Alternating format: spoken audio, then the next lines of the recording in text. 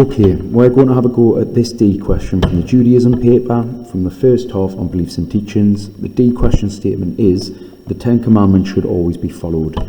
Discuss this statement, showing you have considered more than one point of view. You must refer to religion and belief in your answer. I put brackets around the statement that needs to be debated. This is what we need to think and consider more than one point of view about. Also underlined religion and belief. That means that somewhere in the answer we're going to have to make a reference to religious belief. Because it's from the Judaism Paper, you'd presume that will be Jewish views. We can make reference to non-religious approaches to this question if we want, but it's not necessary if you don't want to. First thing I always think about with D questions is, how can I fit my sources of wisdom and authority into my answer? So I'm going to begin by looking at some arguments to agree. And within those arguments to agree, I'm going to have to get some reference to sources of wisdom and authority. In order to argue that, I'm going to think about where the Ten Commandments came from in Jewish belief. So I'm going to begin as follows. Firstly, I'm going to cross out some. I'm going to say most Orthodox Jews. I'm writing about Orthodox Jews to begin with. Remember, those are the strict traditional Jews who tend to follow the most of the 613 mitzvot as closely as possible at all times. Would argue that the Ten Commandments are of supreme importance within Judaism because of where they came from. Here I'm thinking I can make a reference to the book of Exodus here. I know the story of where the Ten Commandments came from, when Moses went to the top of Mount Sinai and made his covenant with God. I just need to make the link here to the question. So, in Exodus, it describes how after escaping slavery, Moses led the Israelites through the wilderness and arrived at Mount Sinai on their travels. Here he received the Ten Commandments on 2 stone tablets directly from God. Okay, here I've talked about why the Ten Commandments are important. I need to make sure I stay focused on the question, which is whether they should always be followed. So I'm going to make that link now. Due to their divine origin, that means because they came from God, many Orthodox Jews argue that they should never be broken, or at least very rarely. Okay, I've made a link back to the question now. I've talked about how the Ten Commandments should always be followed, or what the Orthodox Jewish point of view on that would be. I think I could add more depth to this paragraph. We've already made a reference to a source of wisdom and authority, but I think we could add even more. So, I've mentioned how Moses received the Ten Commandments directly from God on Mount Sinai, but I haven't used the word covenant yet, so I know that that links. I'm going to go into a little bit more depth about covenant here. So I'm going to add a good connective word to add depth. I'm going to say furthermore.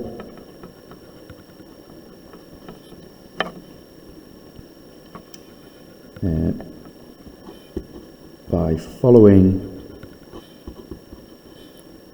the Ten Commandments, Jews are keeping and actively participating in Moses' covenant with God. At this point, it's useful to remind the examiner what a covenant is. Covenant is a promise or agreement between two parties as per Moses' covenant. God agreed to protect the Jews as his chosen people, and in return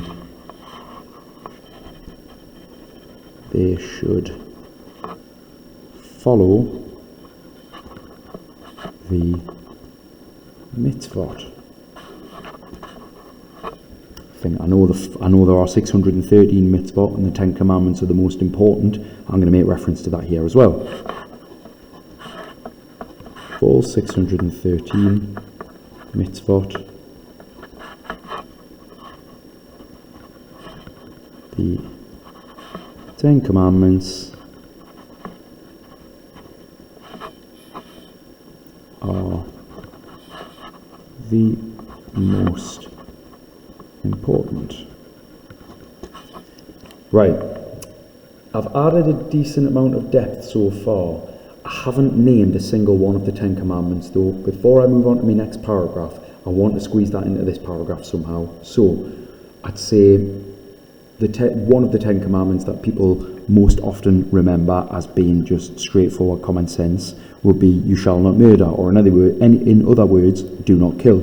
So I'm going to make reference to that, and I'm going to talk about how it seems complete common sense as a rule that should always be followed, linking it back to the question. So, moreover, I change the word rules to mitzvot to upscale my vocabulary.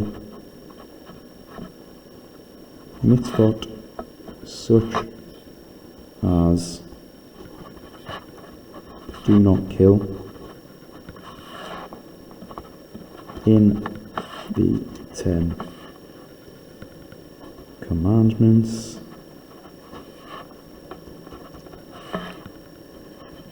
are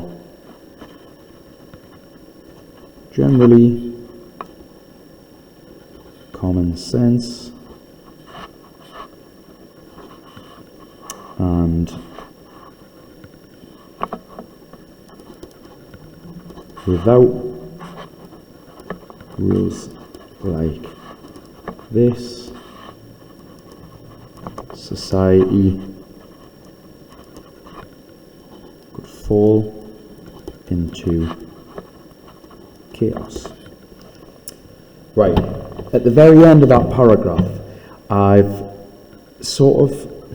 described previously what the Orthodox Jewish view of the Ten Commandments would generally be, how important they are, and why some Orthodox Jews may wish to follow them at all times.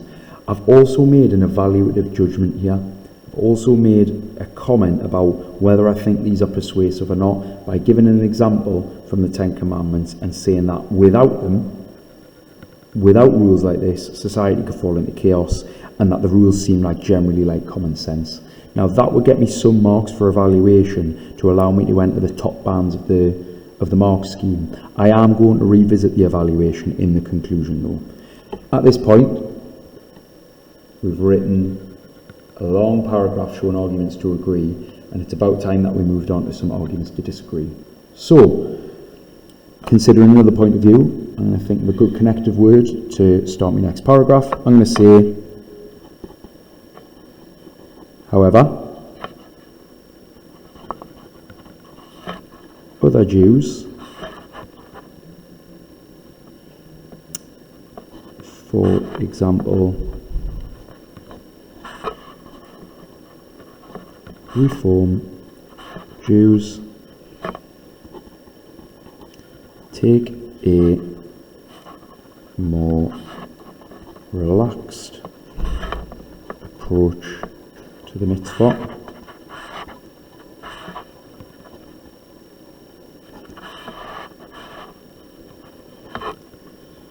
and may not always follow them, even the Ten Commandments. Okay, I'm going to have to get specific now and talk about why that is the case. So move on to the next page.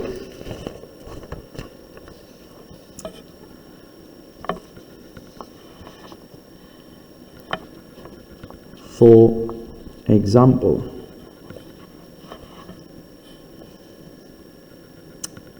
one of the Ten Commandments, I'm thinking, how can I get any source of wisdom and authority here, states, remember the Sabbath and keep it holy. This refers to how Jews rest and worship in the synagogue during Shabbat. And now I'm thinking, how can I make a reference to the fact that Reform Jews might not always follow that? They have a more relaxed approach to the mitzvah. I'm going to get specific, and I'm going to talk about the fact that Reform Jews may seek a Saturday job, for example, if that's the only one that's available to them in their local area. Because they have a less strict approach to the mitzvah, for some Reform Jews this mightn't be so much of an issue, and therefore be willing to break this one of the Ten Commandments in this circumstance. So, if a Reform Jew could only get a Saturday job in their local area, then they may consider breaking this mitzvot by working on Shabbat. Okay, now as I'm writing this, I'm thinking this sounds quite similar to the idea of Pikwak Nefesh, where Jews, Reform and Orthodox, will both be willing to break any of the Ten Commandments, apart from do not commit idolatry and do not commit adultery. They'll be willing to break any of those, including this mitzvah about Shabbat, if it means they're going to save a life. So I'm going to add a point about that. As well as this,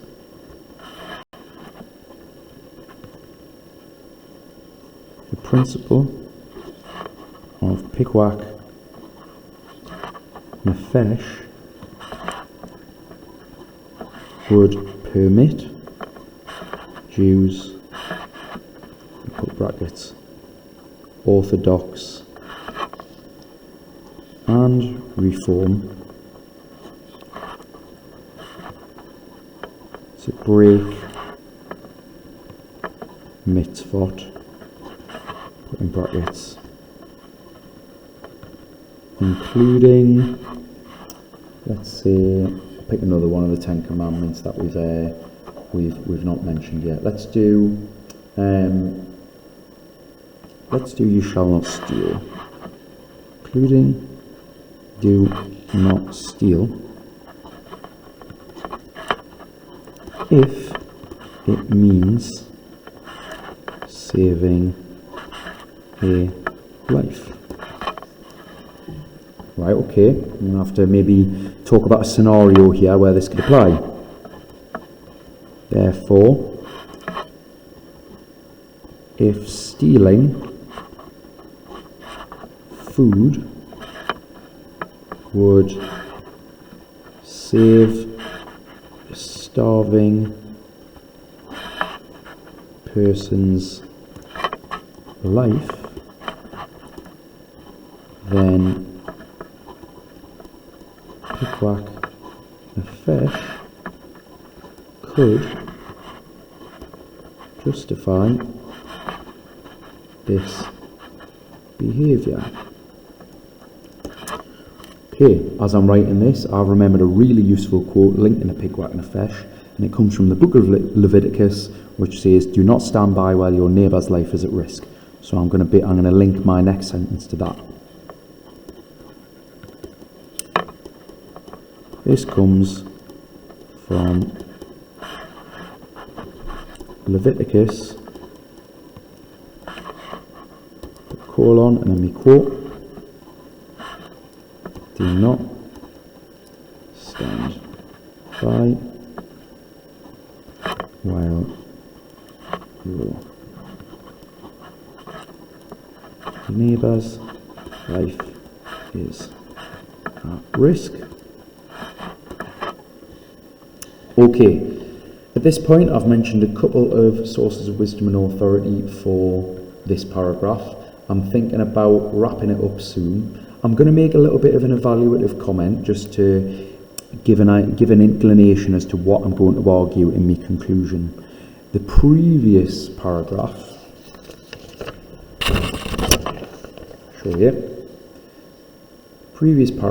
I've suggested that mitzvot like do not kill are common sense, and if without those rules society could fall into chaos. I'm also going to add onto this paragraph that the principle of Pikwak Nefesh seems really important by making reference to the sanctity of life. What I'm going to have to do in my conclusion is really fully clarify which side of the argument is stronger than the other. So, I'll finish off this one with an evaluative comment.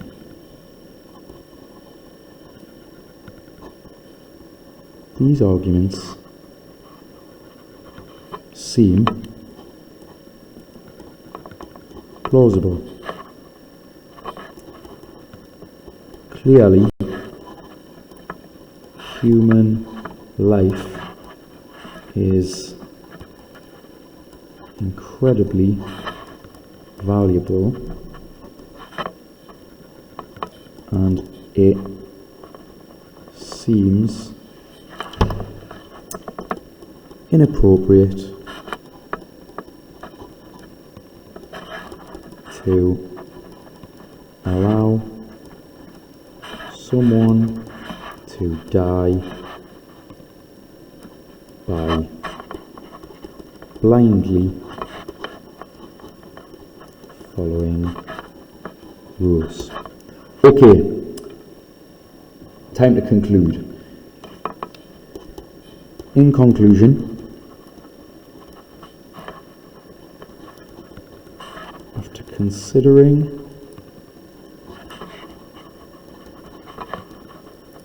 both sides of the arguments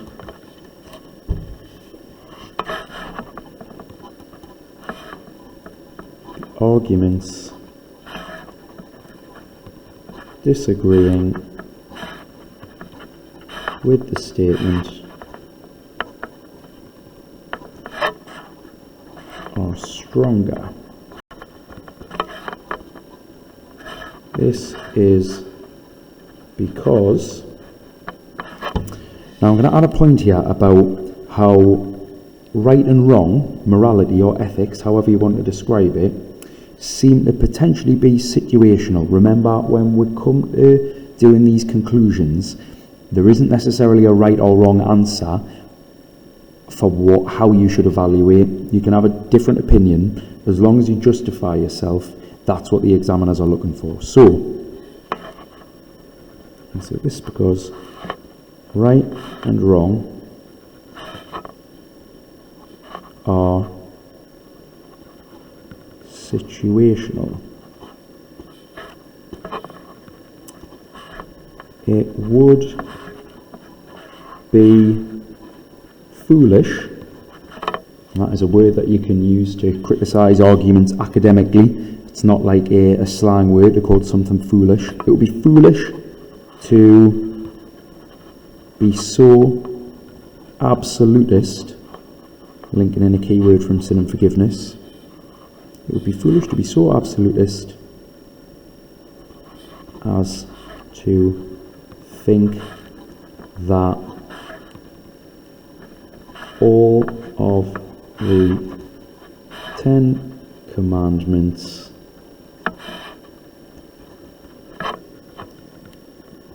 should be followed at all times and in all places.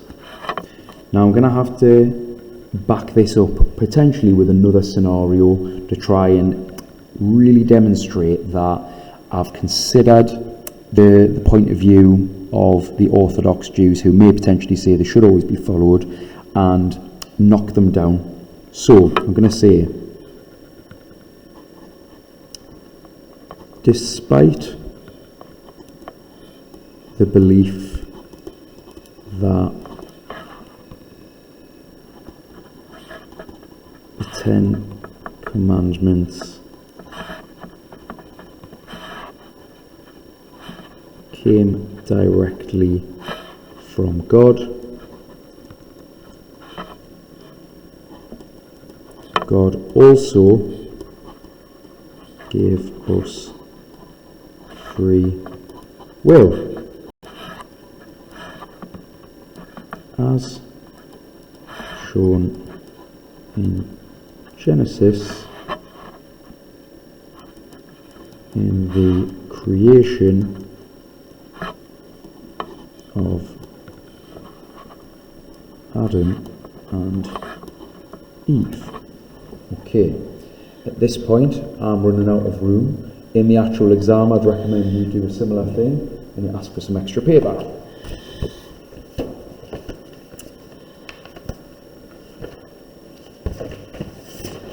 So, I'm going to need to come up with a scenario to back this up. To back up the idea that we should have the ability to use our free will to make decisions about right and wrong and not blindly always follow the 10 Commandments. So,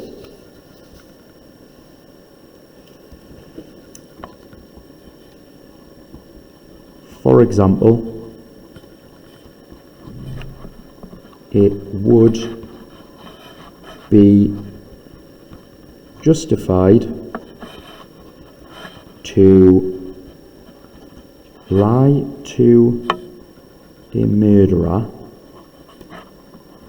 about the location of their next potential victim in order to protect them, despite one of Ten Commandments being do not lie. Now I'm going to tie it up with one final sentence linking it back to the question. Therefore, 10 Commandments do not always need to